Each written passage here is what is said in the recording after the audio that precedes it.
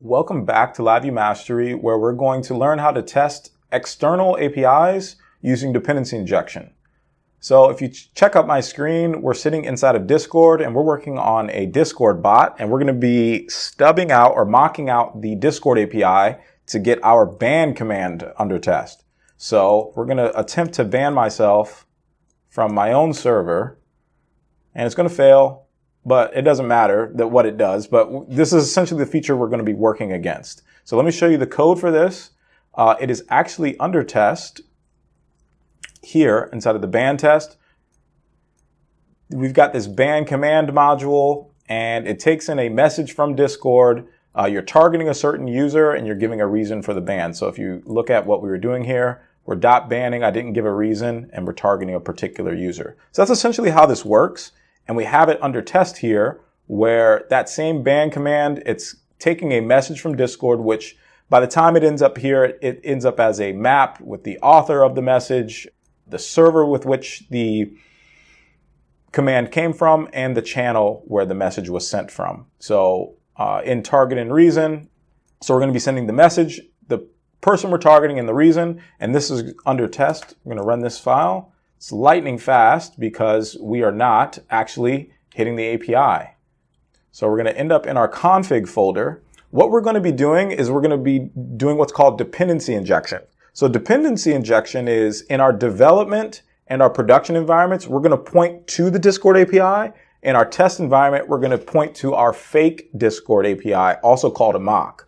So if you check out line 68 here, we're configuring our Discord API to point to Nostrum. Nostrum is a Discord API library. Essentially, just see this as pointing to the real Discord API. Now, what I want you to see is in our test environment, when we open up test.exs, we're going to point to the Discord API mock. So this is dependency injection, where in the general config for all the environments, we want to point to the real Discord API. By default, development, test, and production are going to be pointing to Discord. Now we're going to override this because at the bottom of a config.exs file, it loads particular environment configuration, which in the test environment takes us to our config test.exs, which we're going to override the Discord API setting and point to our mock instead. So now we're going to check out what the mock looks like. So we're actually going to be mocking out actually banning inside of the guild, receiving a message from Discord, and a few different things that we need to make sure that this command works. What's important here is that you understand that we're pointing to Discord in development and prod, but then in the test environment, we're pointing to this mock instead. So the way this is actually implemented is if we look at the ban module, at the very top, we see this module variable where during the compilation step, it's going to point to the Discord API, and this is going to switch based off of the environment we're in. And so if we actually look at where we're calling this at Discord API, when we are trying to ban someone, this person is permanently banned, and we're going to be using the Discord API, we're going to be creating a message, which in our mock environment is pretty much just going to work.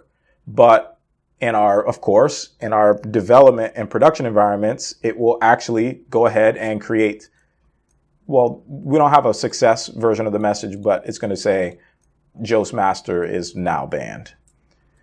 So the way all this works is that we configured our mock and our test environment, our real Discord in both development and production, and this create message function is defined both in the real Discord API module and in our test mock API module. It's going to modulate based off of the environment that the module was compiled in.